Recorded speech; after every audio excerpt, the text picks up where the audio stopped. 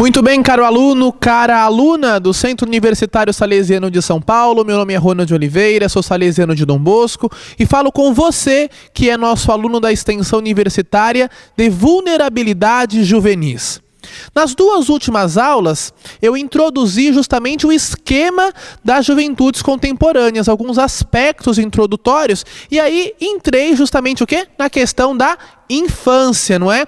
E nós vamos continuar ainda porque o assunto é longo, né? O assunto ele precisa ser aprofundado para que a gente possa também ter mais destreza para poder lidar com o nosso campo específico das vulnerabilidades. Porque a gente precisa entender, inclusive, entender a partir de uma genealogia do nosso tempo, genealogia da história, de que, e entender, claro, a questão do Brasil, daquilo que influi no nosso querido Brasil, para chegar às realidades familiares que nós temos.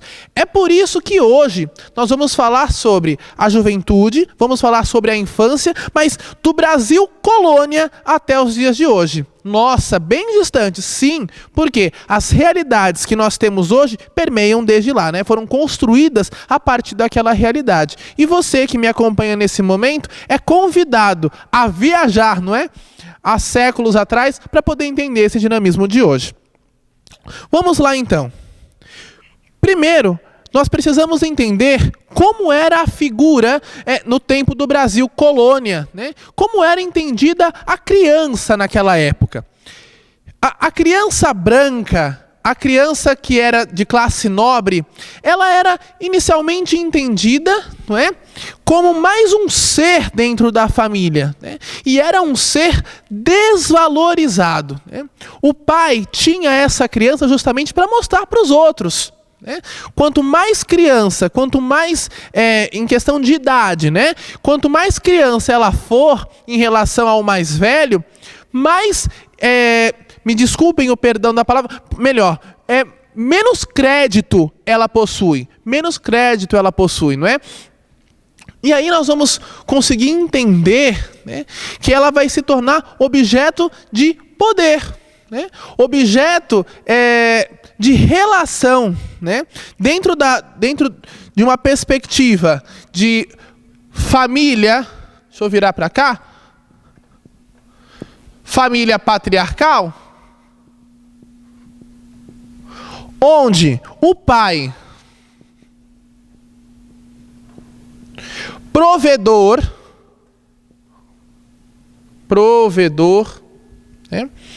Depois nós temos a mãe, que é submissa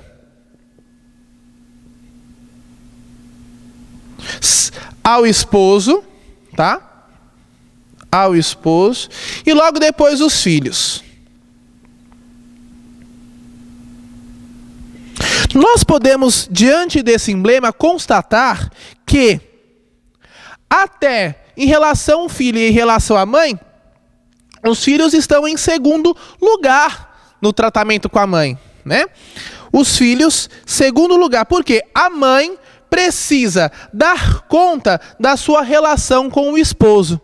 Até porque também, no Brasil colônia, quem é que responde pelos filhos da senhora? Quem é que responde pelos filhos do senhor? Os escravos. Os escravos. Então, esses filhos existem para festas sociais. Eu levo, olha, eu tenho um filho e tal, basta. Era esse, basicamente, o papel desenvolvido por essa criança, dentro de um seio familiar patriarcal de um Brasil colônia. Agora, quando nós entramos no patamar do quê? Dos filhos, dos escravos. Enquanto crianças, eles podiam circular na casa grande. Eram objeto de diversão, de comédia, dos senhores. E aí, quando completavam por volta ali dos 7, 10 anos, e que já tinham, né, o corpo físico, eles já entendiam, né, já conseguiam ver que podiam trabalhar,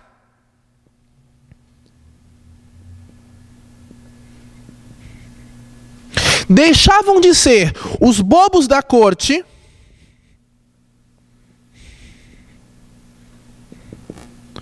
e iam para a dureza da escravidão. Então percebam os papéis que desenvolvem as crianças, né? Da família patriarcal, o papel definitivamente, o papel que ela desempenha, né, dentro da família, o papel que ela representa status, né, porque quanto mais crianças eu tenho, né, mais respeito também essa família tem, porque ela é numerosa, né, mas ela é apenas, né, ela é apenas um sentido de estar, porque quem cuida são os escravos, né, porque a mãe precisa dar atenção ao pai, mas em contrapartida, na dimensão dos filhos dos escravos, eles são bobos da corte até completarem a idade suficiente para poder começar a trabalhar, né?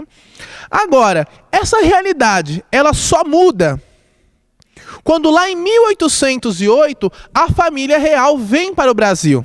E junto com a família real, nós temos, né, os médicos, os cientistas, os estudiosos que vêm e entendem que essa realidade, né, enfrentada pelas crianças, essa realidade, né, abraçada pela família brasileira, não pode continuar, né? Isso precisa mudar. Esses papéis precisam se desenvolver, precisam dar um salto de qualidade. Por quê? Né? Por quê? Primeiro porque se diferenciavam da própria questão vivida em Portugal, né? Segundo, a questão era muito insalubre, né, com o desenvolvimento da técnica, com o desenvolvimento da arte, com o desenvolvimento da cultura, com o desenvolvimento populacional a partir da vinda da família real, o papel da família, né, o papel social da família e o seu entendimento entre os membros precisou mudar, né? A família real conseguiu, com a sua chegada, né, e claro, né, pelo seu poder, né, pela sua corte, desenvolver o papel familiar na família brasileira da época, né? Agora, nós vamos entrar e nós vamos entender, né, que conforme as histórias elas vão passando, o papel da família vai mudando. Eu falava já isso, né? Cada período histórico responde a um processo familiar e a um processo de adolescente. Quando nós vemos o Brasil república, quando nós vemos o Brasil com mais independência, nós vamos também compreendendo a família mais autônoma e sujeito de direitos. Com o desenvolvimento do Brasil, né, o surgimento, né, vou colocar aqui, da República, com o início do processo de ensino superior, o próprio sentido cultural foram, né, modificados, e a família ela foi abrindo horizontes, abrindo novas perspectivas, da forma como encaravam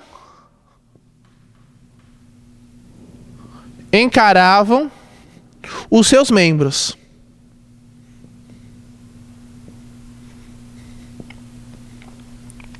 Agora, com essa crescente e com esse desenvolvimento, algumas questões precisaram ser modificadas no entendimento familiar, né?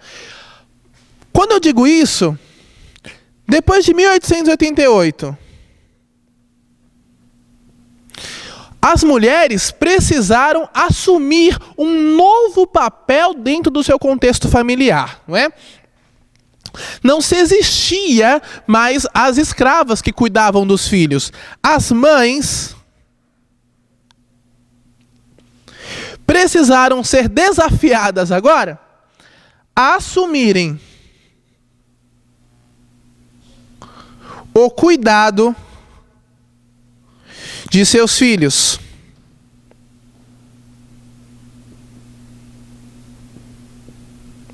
Não mais num contexto patriarcal, que ela precisava estar ali de prontidão para atender o seu marido, mas ela precisava agora se ocupar dos afazeres domésticos.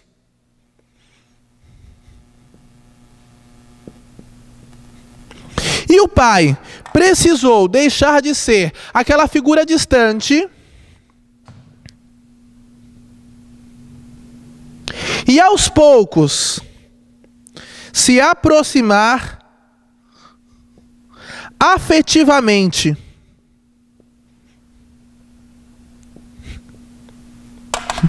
É por isso, cara aluno, cara aluna, que os nossos contextos viventes hoje, quando nós entendemos a história, quando nós conseguimos colocar na nossa mão e entender os dilemas vividos pela nossa sociedade lá no Brasil colônia, e aí nós vamos vindo para frente até chegar à nossa atualidade, nós vamos conseguir entender a nossa realidade.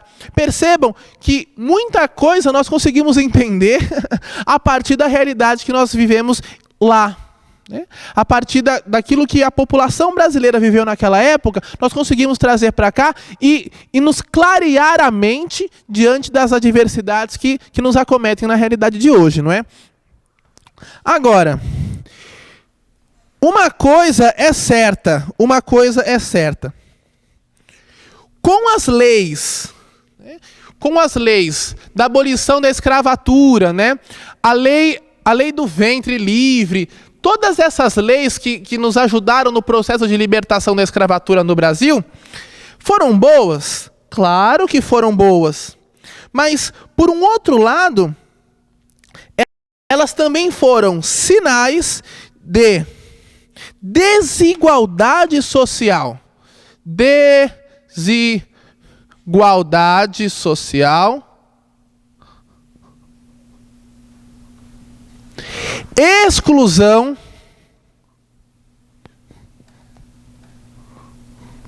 e, mais do que isso, perseguição.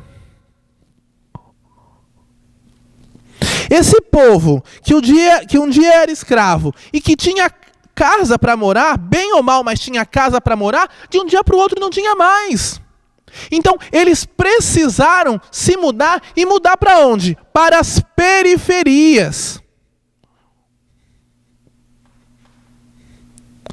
Para as periferias. Não se foi, naquela época, pensado para que eles tivessem direitos e pudessem ser pessoas, que pudessem se desenvolver e pudessem ter dignidade. Eles foram libertos. Lei do ventre livre e Lei Maria da Penha. Minto, Lei Maria da Penha não, Lei da abolição da escravatura. Só que bastou isso. Não lhes foram assegurados os processos de dignidade. Não lhes foram assegurados os processos de ser pessoa. Então eles foram jogados. E jogados aonde? À margem. No fundo, eles não deixaram de ser sujeitos. Michel Foucault, ele vai trazer esse dinamismo do sujeito, não como nós entendemos hoje, não é? O sujeito como alguém de direito, alguém protagonista das suas ações, mas ele vai trazer a partir da ótica francesa. Sujeito vem do termo sujet, que significa súdito, sujeito do rei, submisso ao rei. Essas pessoas continuaram submissas. continuaram submissas, né? Não mais dos senhores, não mais dos senhores das casas grandes, mas submissas a uma realidade econômica e a uma realidade social. Percebam que isso é mais agravante. E aí começa, os escravos libertos foram os primeiros que aglomeraram-se, né, a classe pobre do Brasil. Acho que nós conseguimos responder várias questões de hoje, não é? Foram os primeiros que entraram na classe pobre do Brasil, né? A gente pode ver nessa imagem aqui, né, uma mãe, né, com uma filha, né? E a gente pode ver que o artista, ele foi muito sensível por quê?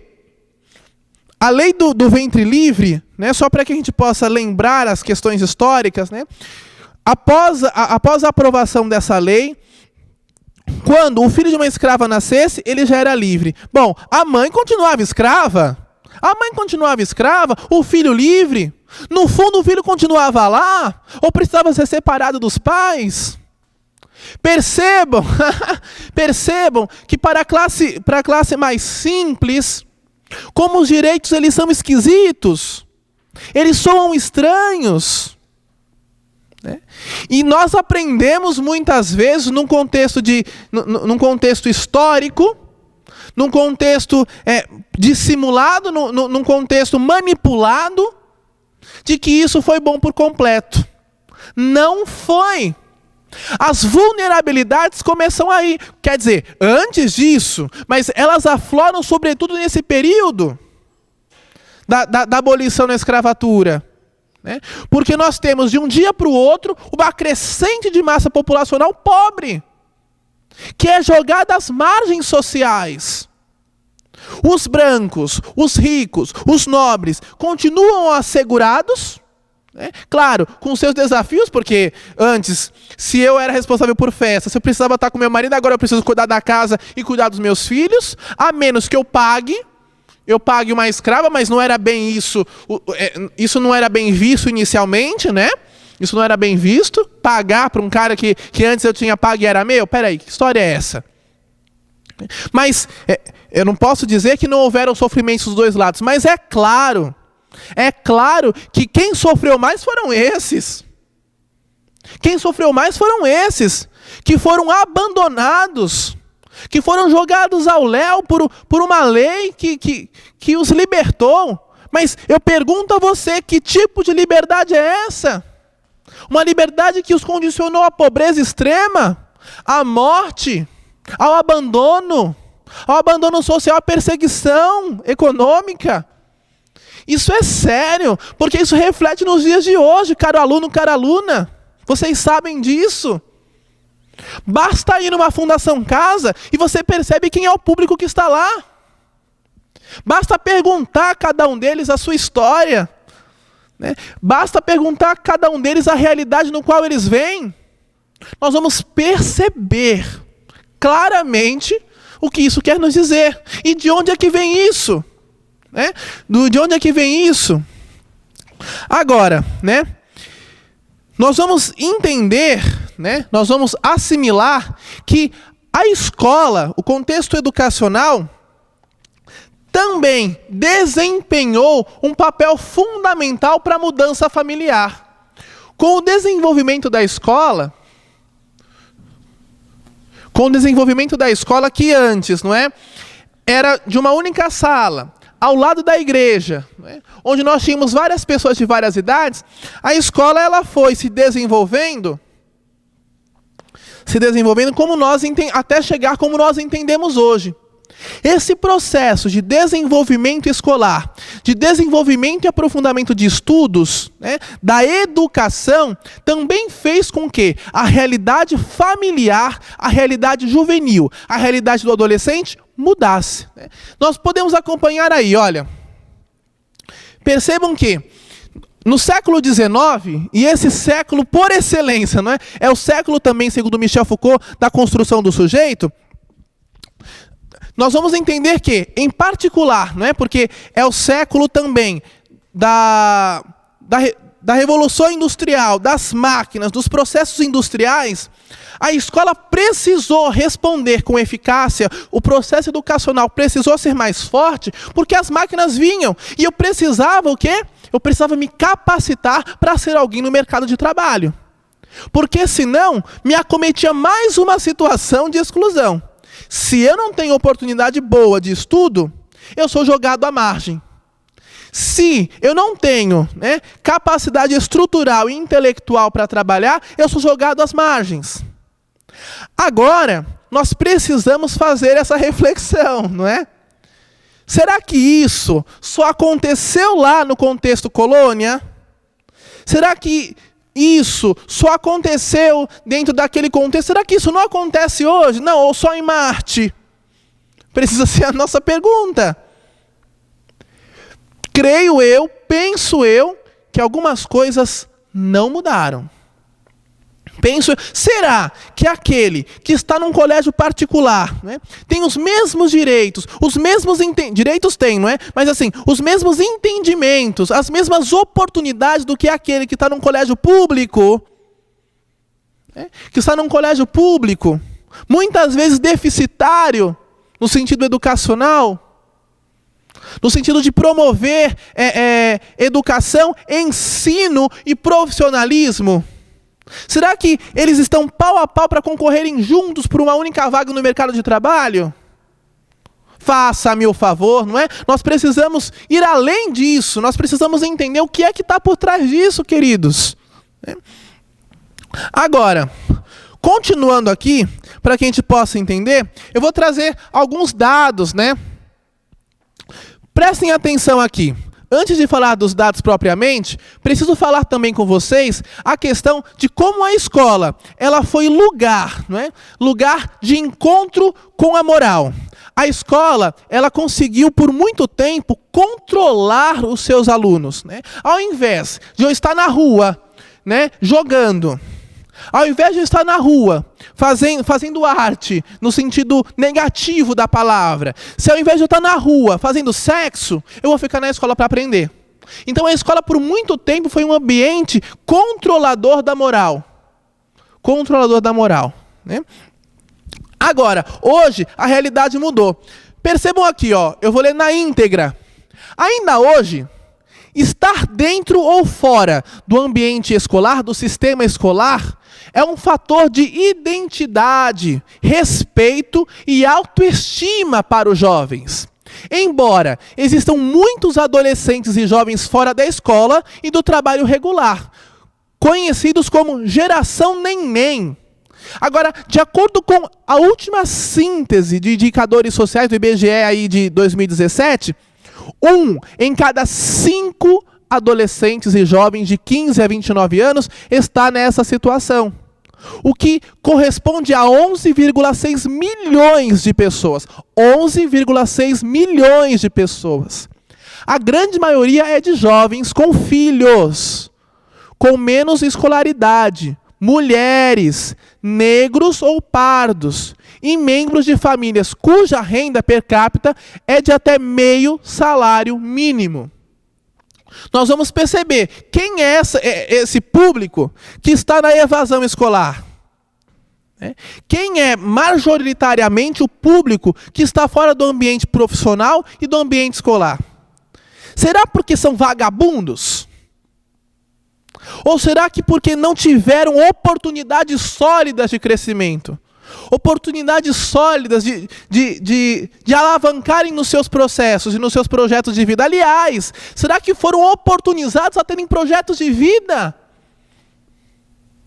Percebam, e eu preciso voltar nisso. Percebam que isso não é uma coisa de hoje.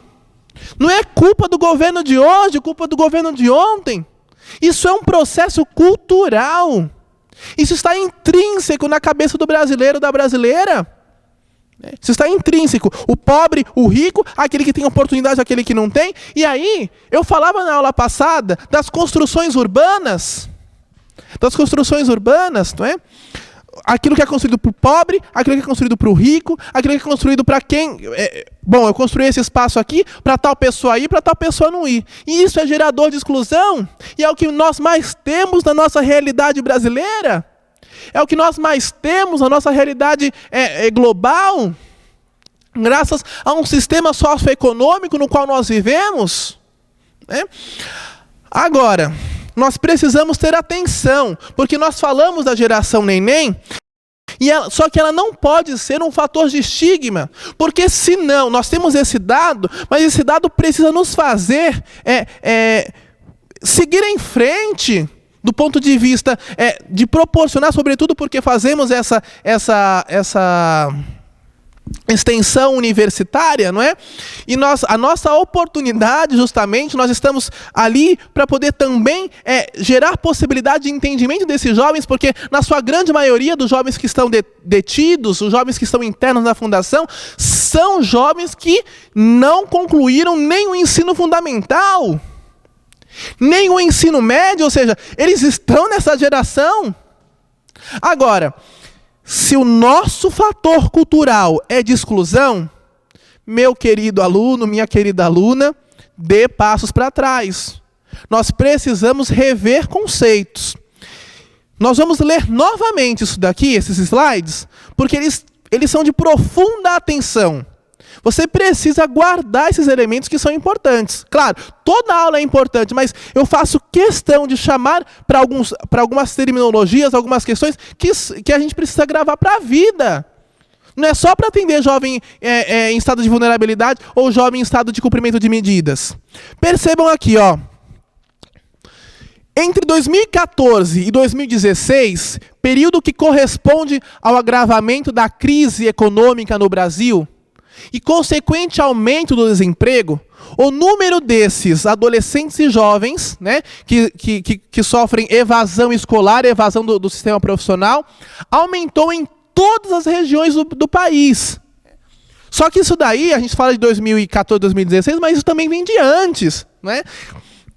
Agora, são os jovens os que mais sofrem com os efeitos da crise do mercado do trabalho em nosso país. Né? E é preciso um cuidado ético ao empregarmos o termo geração neném, né? A fim de que não nos sirva para estigmatizar e rotular uma grande parte dos adolescentes brasileiros. Ou seja, esta expressão não deve ser utilizada de forma pejorativa. Né? Nós precisamos tomar cuidado com isso.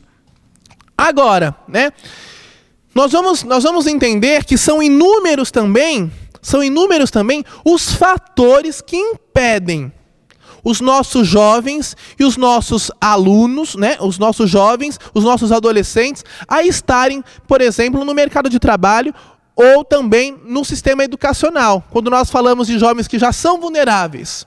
Primeiro porque precisam muitas vezes sustentar família.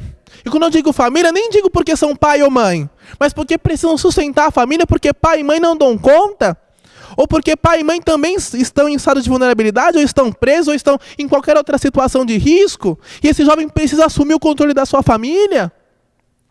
Ou porque quando vão entregar o seu currículo, numa empresa, numa loja, seja lá onde for, eles são negados porque dizem não ter experiência, porque os adultos não acreditam nos jovens.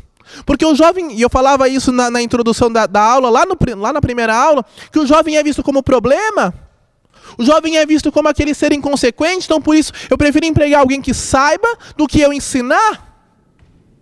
E claro que esse ensinar exige de quem emprega tempo.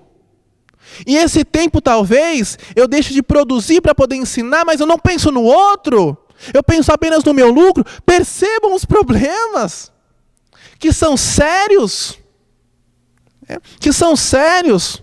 Eu vou lá, e aí o que acontece? Se eu já sofro de algum tipo de vulnerabilidade, de algum tipo, né, de relação marginal, eu posso até ter boa índole no sentido de ir lá, de fazer os processos. Eu vou lá no shopping, vou entregar meu currículo aqui, vou entregar meu currículo ali, vou entregar meu currículo aqui, meu currículo ali. Só que eu não sou chamado E no final das contas, eu tenho meu irmão mais novo de 3 anos, que precisa tomar leite, que passa fome em casa, e eu preciso dar conta disso, e eu não tenho estrutura psicológica e emocional, e aí acontece o quê? Eu caio no mundo do ato infracional. Percebem? Percebem como isso é sério? E às vezes nós não damos conta dessas coisas, e aí nós entramos no senso comum porque assistimos jornal tal, jornal policial tal, e aí nós vamos na grande massa, e aí a gente começa a gritar, vamos cair, né, a idade da maioridade penal e não sei o quê. Por favor, cara aluna. Nós precisamos ir para as águas mais profundas. Entrando na Bíblia aqui. A gente precisa entrar para as águas mais profundas. Nós somos seres sociais que querem realizar um processo de fazer com que o outro seja humano, de proporcionar humanidade e dignidade para o outro, que é direito dele. E que muitas vezes o nosso sistema corrompe, o nosso sistema tira. Muitas vezes assim, a nossa realidade social, ela oprime a realidade social daquele que nunca teve nada. É sério. Tô nervoso não, viu? É horário de você beber uma água, ir no banheiro, dar uma respirada, porque eu preciso também beber uma aguinha. Fiquem com Deus, um abraço.